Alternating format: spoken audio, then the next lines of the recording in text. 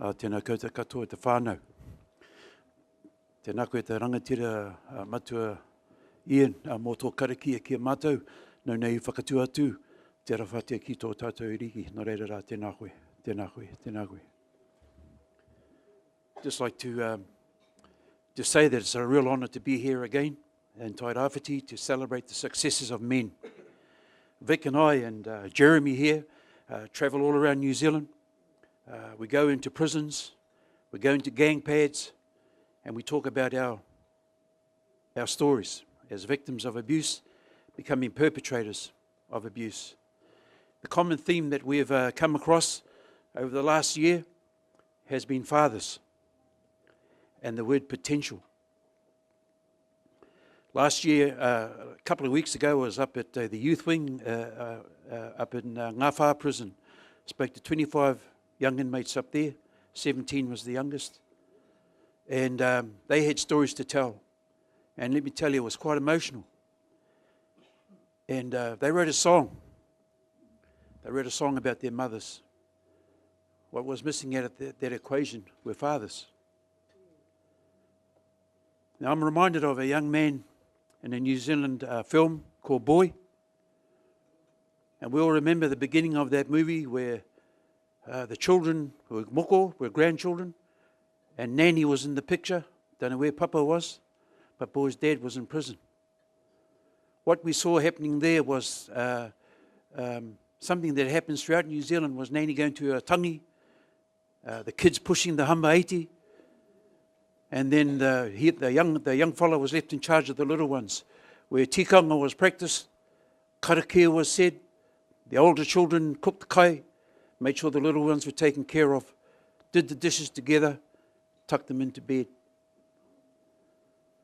And there was one thing that stood out for me was the word potential. When Boy got detention for having a set to with his mate in class, and as a consequence, the teacher told him to both to F up and to get out of the classroom. So he was given detention. So as a consequence of that, Boy was polishing the floor outside the principal's office. The principal walks out. He goes, "Kia ora, Boy." He says, "I know your dad, Boy. Your dad had potential."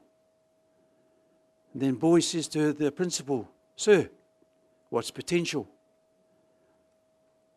"Can't talk to you about your potential, Boy. Long weekend coming up. Enjoy your weekend. Enjoy your weekend." How many of us fathers talk to our sons about their potential? You know, it occurred to me that my father never spoke to me about my potential. He never came to watch my rugby games. In actual fact, he didn't think I was his son. I'm the palest one in my family. But I'm an offshoot from my grandfather, who's a full-blooded Irishman. And I look like my grandfather. And I'm proud to be Irish and Māori. And I'll tell you something, I get the best of both worlds. I'm comfortable in my Irishness, and I'm comfortable in my Māoriness. And that's what makes us unique. I am my father's son. So I was abused by my dad. And you know what? After all that, I still loved him. Well, I said to myself, I will never treat my son like that. But as I grew up, I did become like that. I became a perpetrator of family violence. But as a consequence of that, I met this young lady, 17 years old. And she helped me to change my ways. 40 years on, I'm still with her. Married her twice.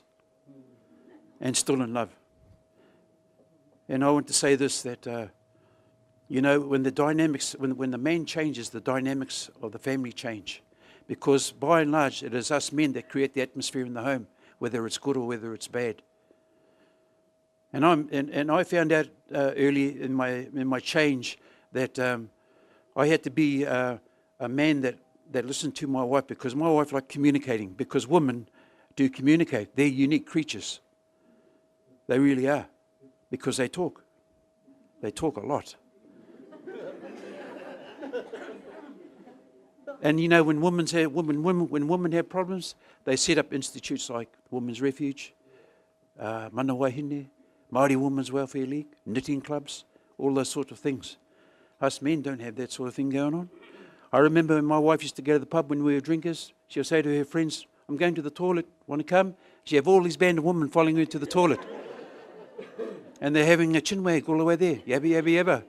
And I'm sure they're doing the same thing in the toilet, and as they're coming out, they're still communicating.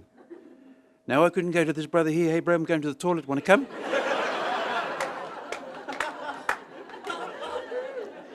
Us men don't talk, women. And I've learned to communicate with my wife, and that's why our marriage has lasted for 40 years. But in the prisons, you see, a lot of those young men are missing the voices of their dads. I remember when I used to ring home, my father would answer the phone. He says, oh, hi Dad, is Mum there? There was no conversation with my father, none whatsoever. Now, another thing that struck me was if you go to a big game like the All Blacks or something like that, and on the big screen when you go into those big parks, a camera is panning the crowd, and up on the big screen it stops at a group of kids, and the kids see themselves up on the screen, and then they start waving at the screen, and what are they saying? Hi, Mum. And then it pans around to a group of adults, and it stops at them, and they see themselves on the screen too, and they're yelling out, Hi, Mum. No one's saying hi, Dad. So we've decided as men that we're manning up in our own families. And you know, it's done wonderful things in my family, that's for sure. I have 6 daughters and 1 son. I went to all my son's rugby games. Not only did I go to his rugby games, but I came as manager as I followed him through the grades, because I wanted to be there for my son. And it's just wonderful to see a son up here honouring his dad. Man, that's just beautiful. And it brings tears to your eyes that men are honoured in that way. And it was something that I wanted as a young man growing up, was to have my father acknowledge me. But all I got from him was, you're useless and good for nothing. And I heard it that many times that when I went to school, the teacher said the same thing, and I actually believed it. But I don't believe that now. I believe that I have potential. And I believe that each and every one of us in this room have sons and daughters that have potential too. And we go around this country talking to young men and into the prisons to young youth about their potential. They have the potential to do great things. So as a champion for the Not Okay campaign, that is the job that we do, and I'm passionate about it, and I love it. So just like to thank you all for being here to honour the men here that have received those awards, and they are well deserved. So thank you very much for allowing us to come here to share this moment with you. Kia ora rā. Kia ora no tātou. My name is Patu Moana Jeremy Eparima.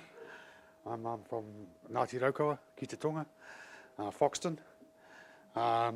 Just want to take this time to acknowledge one of the big tōtara of our area has passed away this week and was actually buried today, Iwi Kātia Nicholson, and my matua, so just wanted to acknowledge that. Matua Ian, ki a koe, mo tō karakia, I tēnei pō, I whakatau I a mātou, tēnā koe.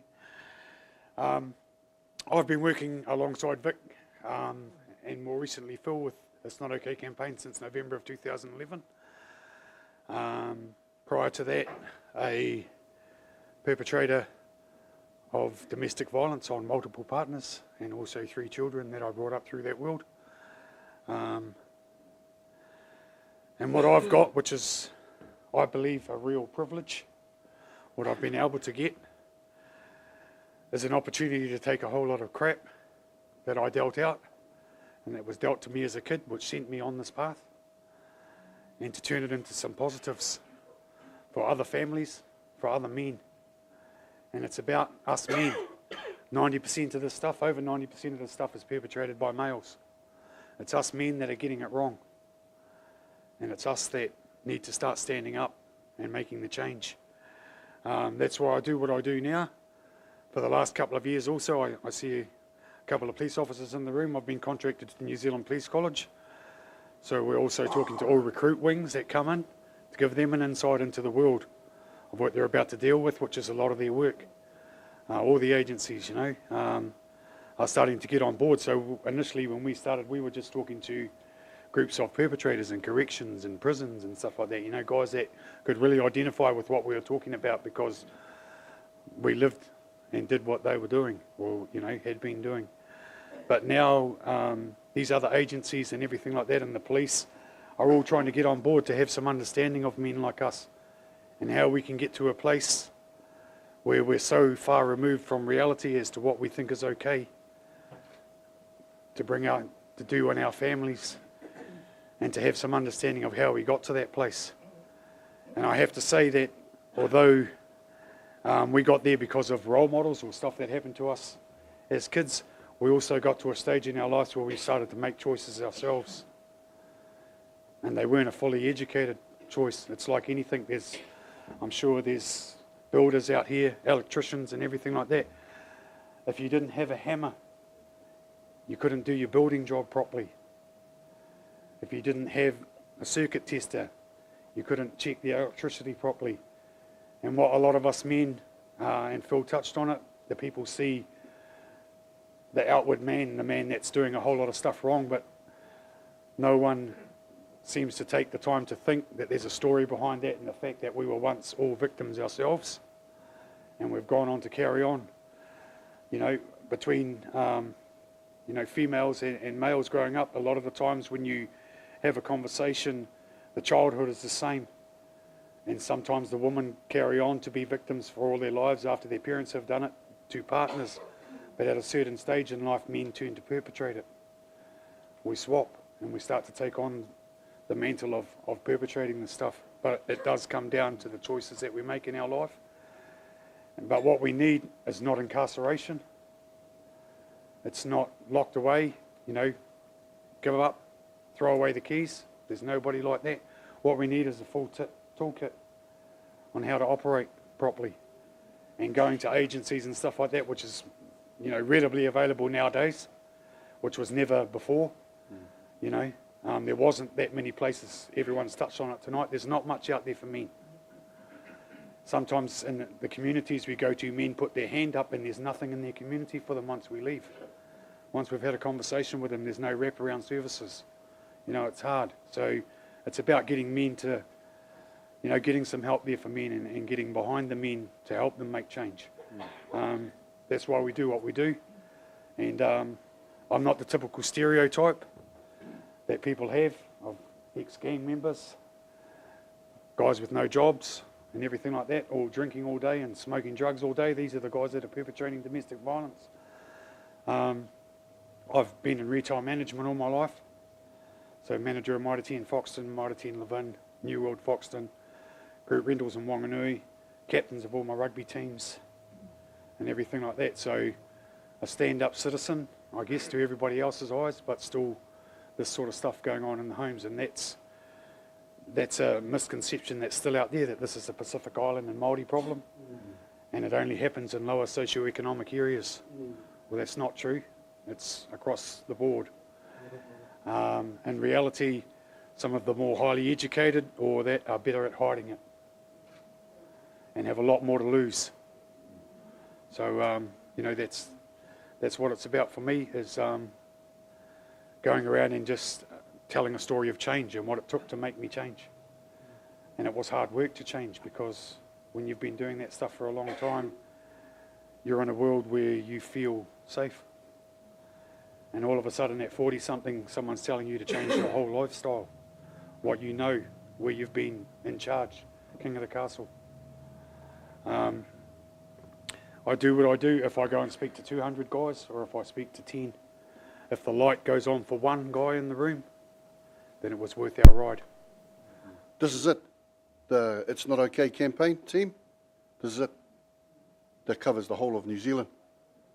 Before these two guys started on the campaign, they had me going from each day of the week, and I was going a flight from here to here, up there, down here, and I was doing that, and they were killing me, literally. I'd be in, the airport was my friend, and I didn't have a koru card. I couldn't get into the koru club. So, it started to piss me off, because it was kind of like, I literally I don't know if any of you used to it, but I was actually getting dizzy. I was waking up in the morning, I'd have to walk out the door of the hotel, out onto the street, and I'd literally have to look around and say, where the am I?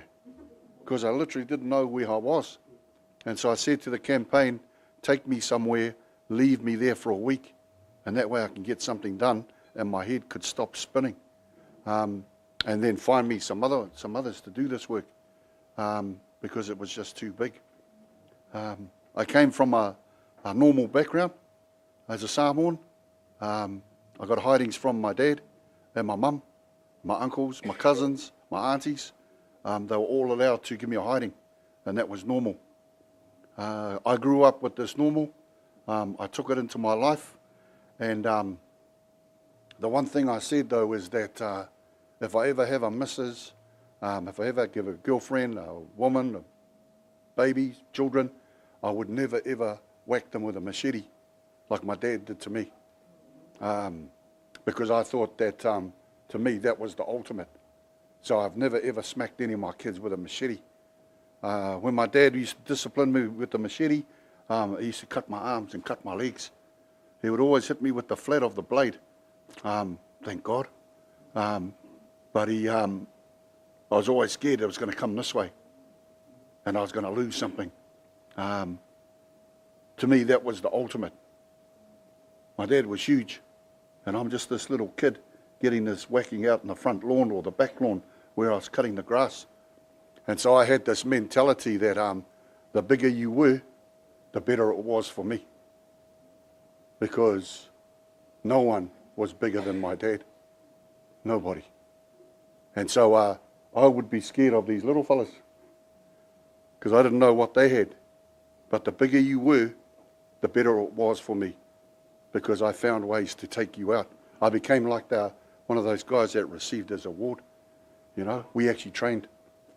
We didn't know we were training, but we were training to hurt people. I'm responsible for the death of 2 people, one a member of the public and one a family member. Coroner's court ruled them both accidents. Great. But they're not here anymore. And I'm responsible for both of those. The work that we do today, me and Phil spoke to 700 frontline police officers in County's Manukau cop shop. I promised myself when I was locked up down in the cells in Christchurch, and I made a promise to my wife that before I die, I was going to kill me 2 cops. Because I was charged, convicted and sentenced for bashing her up, bashing up the guy that came to save her, and then bashing up the 2 cops that came to arrest me. They got me down the cells, and 3 of them bashed me up. I got charged, sentenced, convicted. They got away with it. Really? We'll see. We'll see. If I hadn't gone to the Stopping Violence program in 1992, that's what I would have done. That's what I would have done. Came close at one stage, and I didn't get that far. There's only 3 of us. I've also, as part of my work with this Not Okay campaign, I've had the privilege of speaking at Burnham military camp and Linton, and spoke to about 3,000 soldiers. Out of those 3,000 soldiers, they had to keep some of them back from going over to Afghanistan because of their family violence.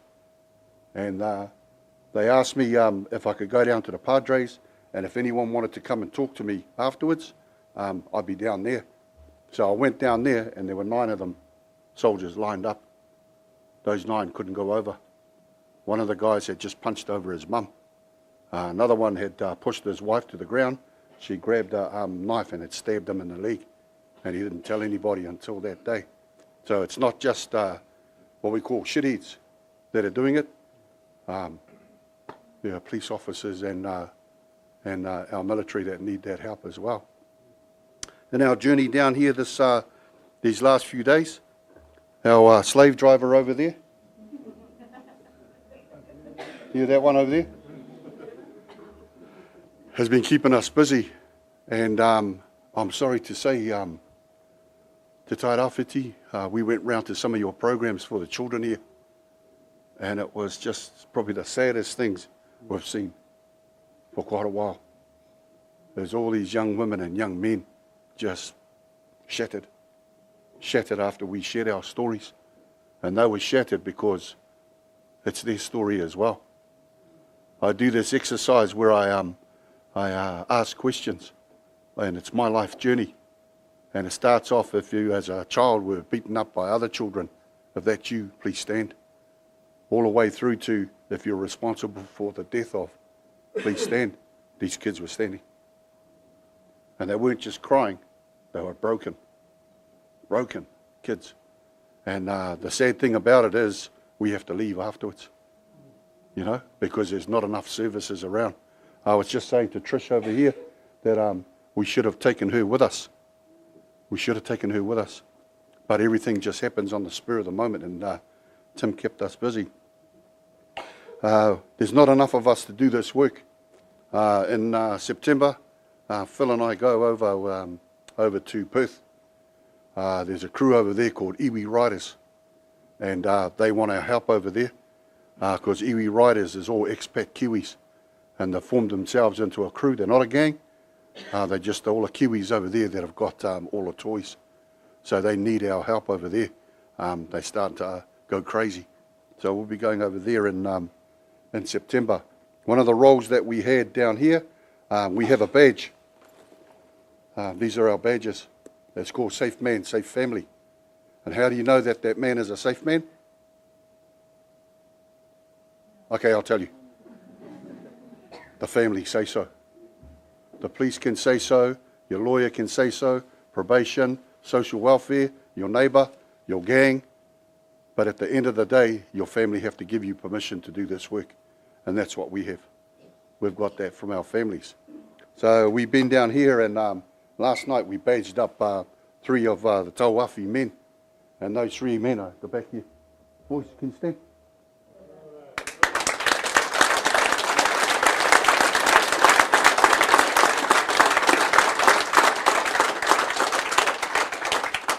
And so we got a fancy name for those fellas. What are you laughing for? They called our succession plan. Because Phil's getting old. Jeremy's getting older faster. And I'm already old. And so we need to have the next generation coming through to influence the next generation, to influence the next generation. Because we have our kaumātuas here, paparau, and so those ones, we have to now start doing that. So part of my role and our role is to go around the country and to find these other men who are safe men and get them into this work. It's not just us. You know, like I call ourselves, we're shitheads, working with shitheads. And part of being a shithead is I didn't know what I didn't know. You know, my father never told me. You know, my dad actually told me that every time he gave me a hiding, he called it love. Or, this is my love. This is my love for you. This is my love to you. This love comes from God. I literally believed him. I tattooed it on my hand. And I thought that if you got love, you bring it. Because I got shitloads here. I'm ready to unload. Anytime you're ready. That's what I thought it was. And so I just didn't want to use the machete on anybody because it wouldn't be going that way. It was going to go this way. I went into the Stopping Violence program, started it in 1992 because I bashed up my baby, my 8-year-old daughter, and I smashed her with a shoe, a platform shoe, because at least it wasn't a machete. That was my thinking. No one ever changed that until I went to the Stopping Violence program.